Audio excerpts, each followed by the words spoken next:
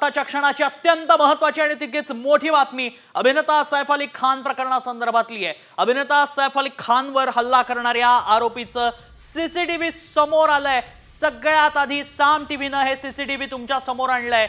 या हल्लेखोराचं CCTV footage photo साम टीव्हीच्या हाती लागला। सगळ्यात आधी या आरोपीचा फोटो देखील साम टीव्हीनं तुमच्या समोर आणला होता आणि आता हे पहिलं सीसीटीव्ही समोर आलंय ते देखील साम टीव्हीनं तुमच्या समोर आणल्याचं पाहायला मिळतंय। मध्यरात्री 2:33 आरोपी सीसीटीव्ही मध्ये चित्रित झालाय। हल्लेखोराच्या शोधासाठी पोलिसांची 10 पथकं रवाना करण्यात आली आहेत। हा आरोपी दादरमध्ये लपल्याचं देखील पोलीस तपासात निष्पन्न झाल्याचं कळतंय। मात्र हे सगळ्यात एक्सक्लुझिव्ह सीसीटीव्ही फुटेज जे आपण पाहतोय ते साम टीव्हीनं तुमच्या समोर आणलंय। सगळ्यात आधी आपण हे दृश्य साम टीव्हीवर पाहिलं। सगळ्यात पहिले साम टीव्हीनं ही बातमी तुमच्या समोर आणली होती। त्यानंतर जसा घटनाक्रम पुढे जातोय तसतशी बित्तम बातमी साम टीव्ही तुमच्या समोर आणताय। हल्लेखोराचं सीसीटीव्ही समोर येताना पाहायला मिळतंय। एक्सक्लुझिव्ह दृश्य साम टीव्हीवर आपण पाहतोय। हल्लेखोराचं हे सीसीटीव्ही आहे। 2:33 आरोपी सीसीटीव्ही मध्ये चित्रित झालाय। एक्सक्लुझिव्ह सीसीटीव्ही आहे साम टीव्हीवर आपण पाहतोय। सैफ अली खानच्या बिल्डिंगचं हे सीसीटीव्ही फुटेज आहे। सैफ अली खान वरती हल्ला करून जेव्हा आरोपी परतत होता तेव्हाच हे सीसीटीव्ही फुटेज साम टीव्हीवर आपण पाहतोय।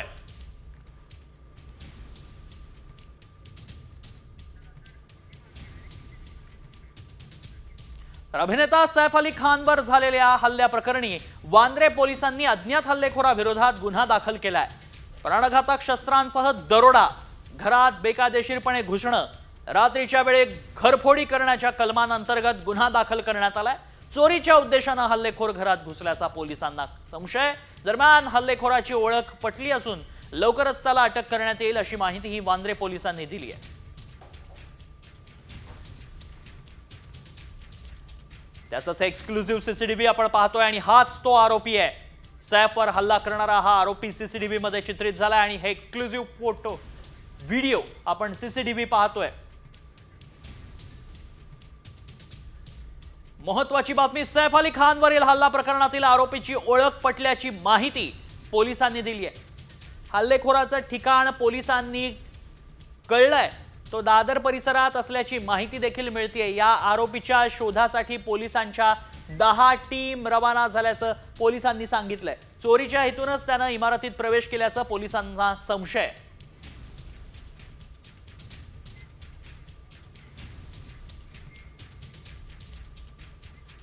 करून शिड्यांचा वापर करून अभिनेता सैफ अली खान यांच्या घरी एंट्री केलेल्याचं निष्पन्न झालेलं आहे। तो एक्युज्ड चे डिटेल्स आम्हाला प्राप्त झालेले आहेत। त्या आरोपीला अटक करण्यासाठी 10 डिटेक्शनच्या टीम्स विविध ठिकाणी काम करतायत।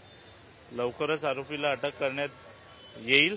या आताच्या तपासामध्ये असं निष्पन्न होत आहे की हा जो आरोपी आहे याने चोरीच्या उद्देशाने अभिनेता सैफ अली खान यांच्या घरी प्रवेश केलेला आहे। मध्यरात्री हल्ला झाल्यानंतर सैफ अली खानला हॉस्पिटलमध्ये कोणी दाखल केलं याची माहिती देखील आता समोर आली आहे। चाकू हल्ला झाल्यानंतर रक्तबंबाळ सैफ अली खानला रिक्षानं रुग्णालयात नेल्याची माहिती समोर येते। मोठा मुलगा इब्राहिम अली खान यानंच कारनं नव्हे तर रिक्षातून सैफला सगळ्यात आधी लीलावती हॉस्पिटलमध्ये दाखल केलं होतं। 23 वर्षांचा इब्राहिम हा सैफची पहिली पत्नी अमृता सिंग यांचा मुलगा आहे। आपल्या वडिलांवर हल्ला झाल्याचं समजताच त्यानं सैफच्या घरी धाव घेतली आणि वडिलांना लीलावतीत दाखल केलं। आपल्या वडिलांना पाहण्यासाठी सारा अली खान सुद्धा इब्राहिम सोबत रुग्णालयात पोहोचली।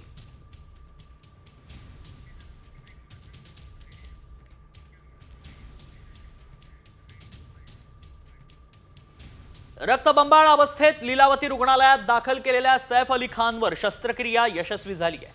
मणक्याजवळ खुपसलेली तीक्ष्ण वस्तू बाहेर काढण्यात आली असून सैफ अली खान धोक्याबाहेर आहे। सध्या सैफला आयसीयू मध्ये दाखल करण्यात आलं असून त्याला 1 ते 2 दिवसात डिस्चार्ज मिळणार असल्याची माहिती लीलावतीच्या डॉक्टरांनी दिली आहे।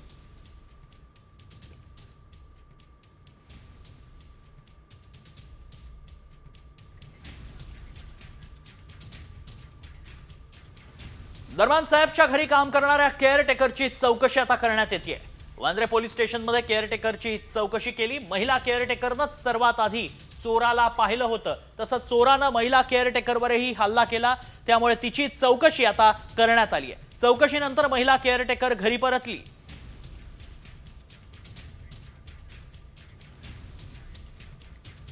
सैफवर घरातच हल्ला झाल्यानं आता अनेक सवाल खरं तर उपस्थित होत आहेत, कारण सैफच्या घरात शिरलेला हा चोरच होता की आणखी कोण, असा सवाल उपस्थित होतोय। या प्रकरणी पोलिसांनी सैफच्या घरात काम करणाऱ्या 8 जणांना चौकशीसाठी ताब्यात घेतलंय। फ्लोरिंगचा पॉलिश करणारे 4 जण, एक सुरक्षा रक्षक आणि 3 घरातील कर्मचाऱ्यांचा समावेश यात आहे। सैफच्या घरातल्या नोकरांचे मोबाईलही जप्त केले गेलेत। प्राथमिक माहितीनुसार चोरानं सुरुवातीला नोकराशी वाद घातला।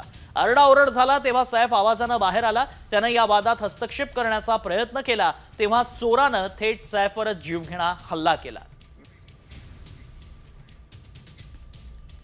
दरम्यान बाबा सिद्दीकी हत्या, सलमान खानच्या घरावरील गोळीबार, सलमानला धमक्या, या सगळ्यात बिश्नोई गँगचं नाव समोर आलं होतं। आता सैफ अली खानवरील हल्ल्याचा तपास याच दिशेनं करण्यात येण्याची शक्यता आहे। काळवीट शिकार प्रकरणात सलमान खान सोबत सैफ अली खानवरही आरोप झाले होते आणि त्यामुळे बिश्नोई गँगच्या रडारवर सैफही आहे का आणि त्याच्या गँगमधल्या कुणी सैफवर हल्ला केलाय का याचा तपास पोलीस करू शकतात।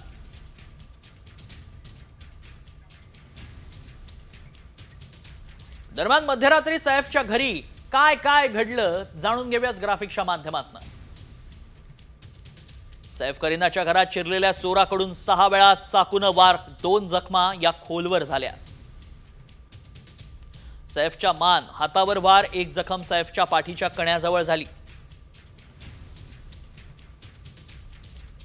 सैफच्या मानेला 10 सेंटीमीटरची जखम आहे।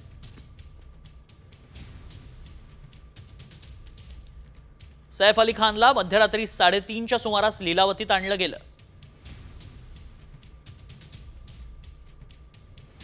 सैफच्या मणक्याजवळ अडकलेली 2 ते 3 इंच लांबीची वस्तू बाहेर काढली।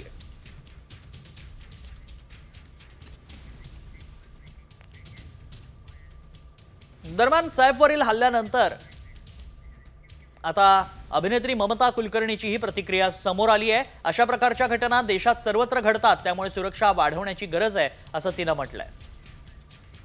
ये सिर्फ सैफ तक ये इंसिडेंट सिमिट नहीं है। ये काफ़ी जगह ये ऐसे हादसे हो रहे हैं और सुनते आ रही हूँ, चाहे वो गुजरात में हो, राजकोट में है, बॉम्बे में है। थोड़ी सी हल्की सी आँख लग जाती है, चोर घुस जाते हैं, तो ये अपनी सिक्योरिटी को थोड़ा टाइटन करने की ज़रूरत है। दरम्यान सैफ अली खान वरील हल्ल्यामुळे अनेक सवाल उपस्थित होत आहेत। मुंबईच्या वांद्रे पश्चिममध्ये अनेक सेलिब्रिटी खरं तर राहतात, मात्र हाच वांद्रे पश्चिमचा परिसर आता सेलिब्रिटींसाठी अनसेफ असल्याचं दिसतंय। हल्लीच्या घटना तेच सांगतायत। बघा, सलमान खानच्या घराबाहेर गोळीबार करण्यात आला होता आणि त्यामुळे मोठी खळबळ माजली। बिश्नोई गँगनं हा गोळीबार केला आणि आता त्यानंतर बिश्नोई गँगनं थेट बाबा सिद्दीकींची हत्या केली। माजी राज्यमंत्री राहिलेल्या बाबा सिद्दीकींची गोळ्या झाडून हत्या करण्यात आली होती। आता अभिनेता सैफ अली खानवर जीवघेणा चाकू हल्ला करण्यात आलाय। त्यामुळे सेलिब्रिटींचा वांद्रे असुरक्षित असल्याचंच पाहायला मिळतंय। याबाबत खासदार वर्षा गायकवाड यांनी काय प्रतिक्रिया दिली आहे पाहूया। तर दुर्दैवी अशी घटना आहे, कारण ज्या तऱ्हेने मुंबईच्या कायदा सुव्यवस्थेच्या बाबतीमध्ये आता दिसतंय की ते पूर्णपणे धिंडवडे निघालेले आहेत। म्हणजे राजकारणी असो किंवा सिने अभिनेत्री असो किंवा विविध क्षेत्रामधल्या लोकांवरती आज आपण बघतोय की घरामध्ये घुसून रस्त्यामध्ये सार्वजनिक ठिकाणी हल्ले व्हायला लागलेत। एवढी हिंमत का होते? कारण गुंडांना त्या ठिकाणी राजश्रय देण्याचं काम होतं। गुंड वर्षावर फिरतात, मंत्रालयामध्ये रील काय करतात, त्याच्यामुळे एक वातावरण झालेलं आणि कायद्याचा धाक नाहीये, कायद्याचा धाक नाही, कायद्याचा दरार नाही, म्हणून अशा घटना होतात। दुर्दैवाने घरात घुसून लोकांना मारायला लागले तरी आपण जर गप्प बसणार असू तर कुठे चाललाय महाराष्ट्र माझा? आणखी एक महत्त्वाची आणि मोठी बातमी, अभिनेता सैफ अली खानवर हल्ला म्हणजे मुंबईची कायदा सुव्यवस्था ढासळल्याचंच लक्षण असल्याची टीका शरद पवारांनी केली आहे। गृहमंत्री वांद्रेमध्येच एका लोकप्रतिनिधीची हत्या होते असंही पवार म्हणाले। फक्त एकच आहे की मुंबईची कायदा सुव्यवस्था किती खाली ढासळते याचंही लक्षण आहे। त्यांची त्याचा उल्लेख तुम्ही केला, एकाची हत्या झाली त्याच भागात आणि हा दुसऱ्याचा प्रयत्न, या सगळ्या गोष्टी चिंताजनक आहेत। राज्य सरकारने, विशेषतः मुख्यमंत्र्यांनी, कारण गृह खातं त्यांच्याकडे, या गोष्टीकडे अधिक गांभीर्याने बघावं। दरम्यान सुप्रिया सुळेंनी या प्रकरणात माहिती घेतली आहे। सुप्रिया सुळेंनी करिश्मा कपूरशी फोनवरून चर्चा केली आणि संपूर्ण घटना जाणून घेतली.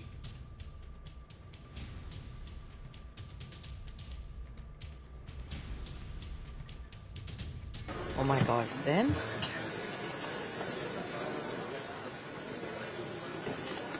In the little fellow's room? Oh God, so then? Everybody's okay, na?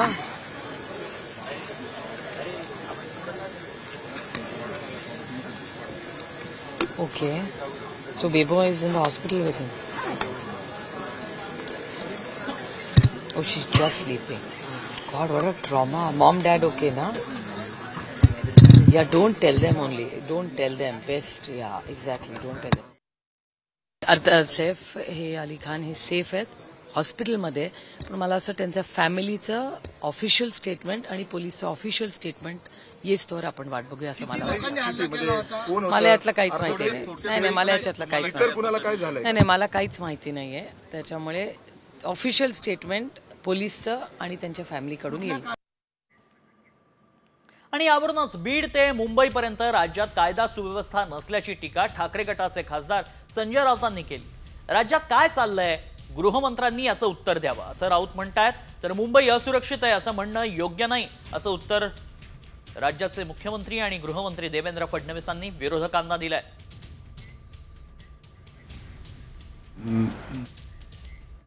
Saif Ali खानवरती चाकू हल्ला झाला. मोठा कलाकार आहे.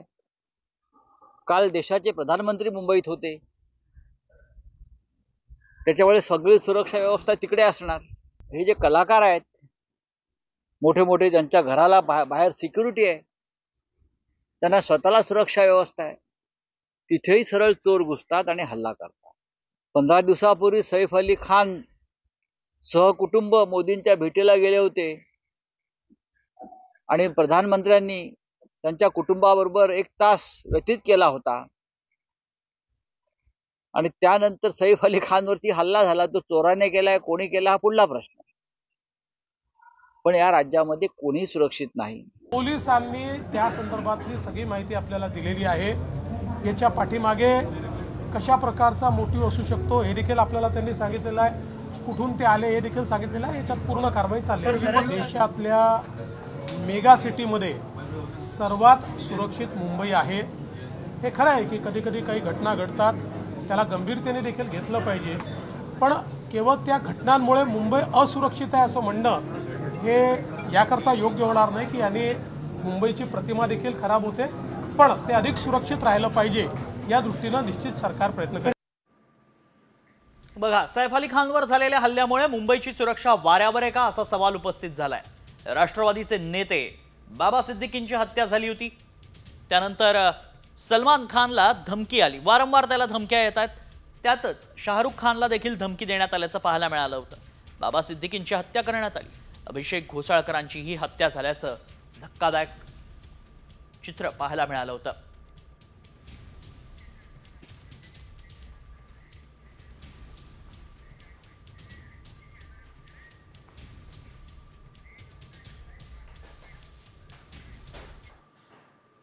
वळूयात पुढच्या बातम्यांकडे. वाल्मिक कराडच्या तपासामध्ये नवनवीन खुलासे देखील होत आहेत. एसआयटीनं वाल्मिक कराडचे 3 मोबाईल देखील जप्त केलेत. यामधील काही सिम कार्ड्स हे अमेरिकेमध्ये रजिस्टर असल्याची माहिती आता समोर आली आहे. त्यामुळे अमेरिका कनेक्शन वाल्मिकचं नेमकं काय असा सवाल या प्रकरणामध्ये उपस्थित झाल्याचं पाहायला मिळत आहे.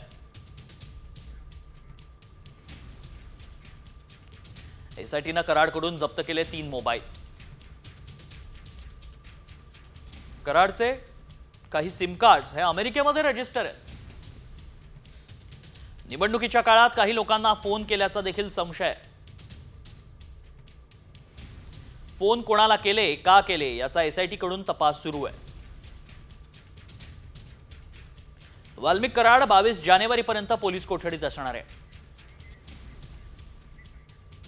हे बघा, आका जो आहे हा सोपा आका नाहीये. हा आका 17 मोबाईल वापरत होता. आता तुम्ही नाविन्यपूर्ण योजना सांगितली की अमेरिकेवरून धमकी देत होता. वापरत असेल, तेही करत असेल.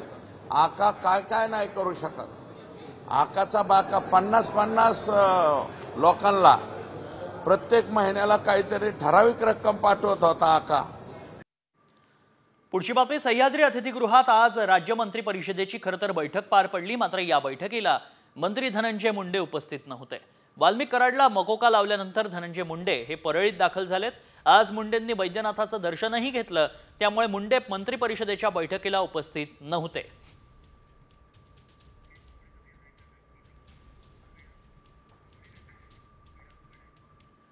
आणि आता सरकारी कर्मचाऱ्यांसाठी एक मोठी बातमी समोर येते.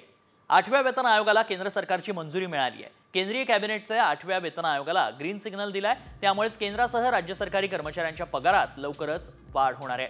यामुळे निवृत्त सरकारी कर्मचाऱ्यांना फायदा होईल. माननीय प्रधानमंत्री जी ने केंद्र सरकार के सभी कर्मचारियों के लिए 8th सेंट्रल पे कमीशन को मंजूरी दे दी है. 8th सेंट्रल पे कमीशन आप सब जानते हैं 1947 से अब तक 7 पे कमीशन्स हुए हैं. इकडे राज्य मंत्रिमंडळाच्या बैठकीत महत्त्वाचे काही निर्णय घेण्यात आलेत. राज्य निवडणूक आयुक्त पदासाठी नावाची शिफारस करण्याचा अधिकार मुख्यमंत्र्यांना देण्याचा मंत्री परिषदेचा निर्णय या बैठकीत घेण्यात आलाय.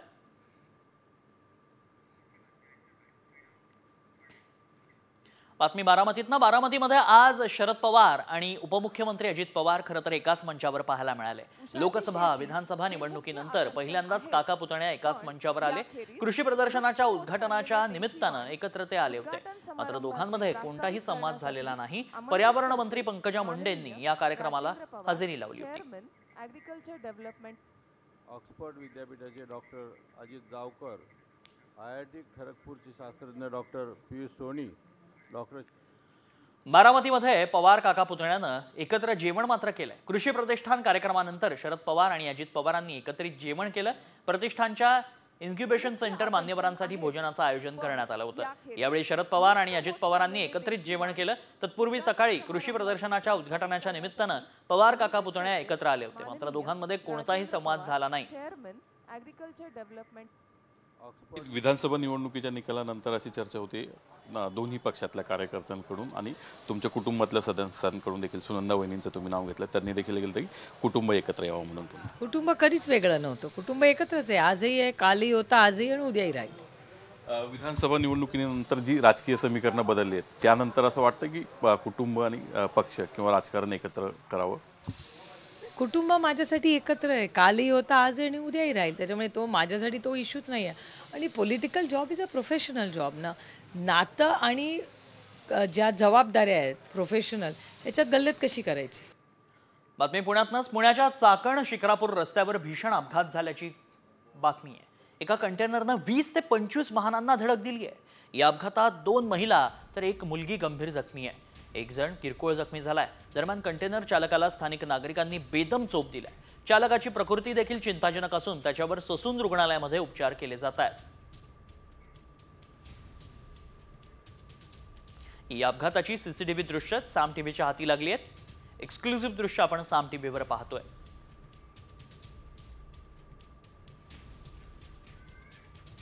त्यानंतर या चालकाला बेदम चोप नागरिकांनी दिलाय.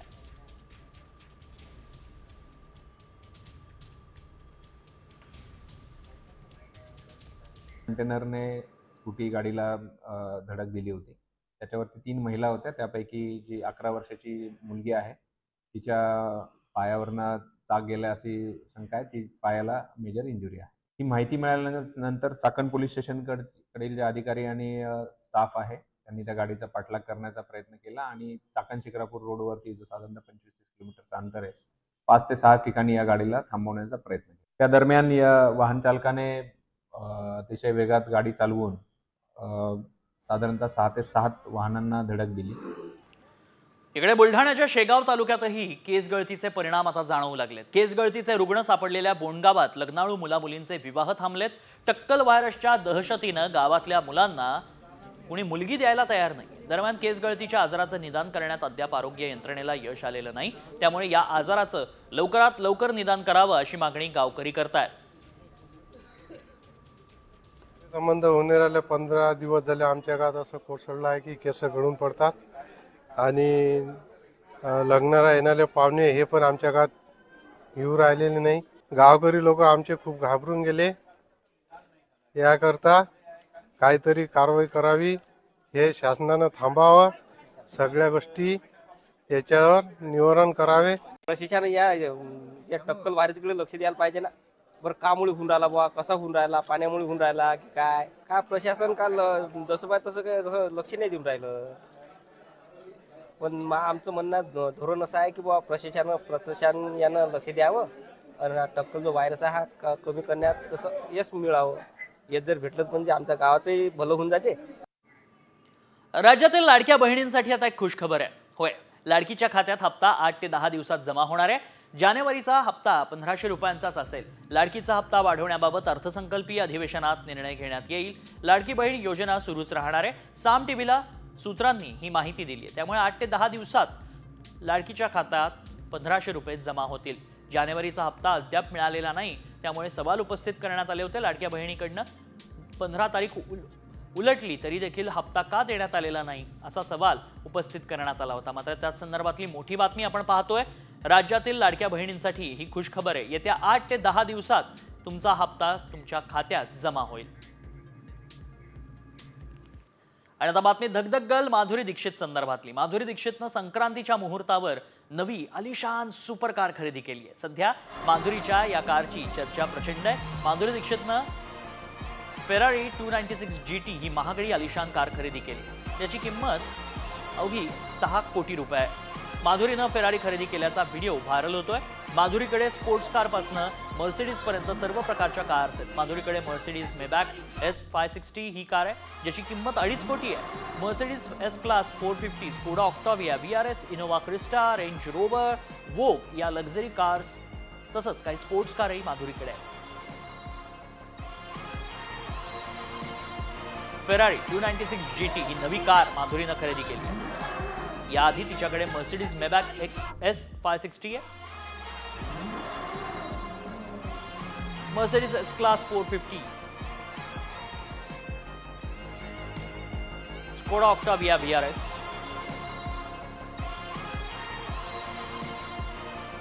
Range rover Vogue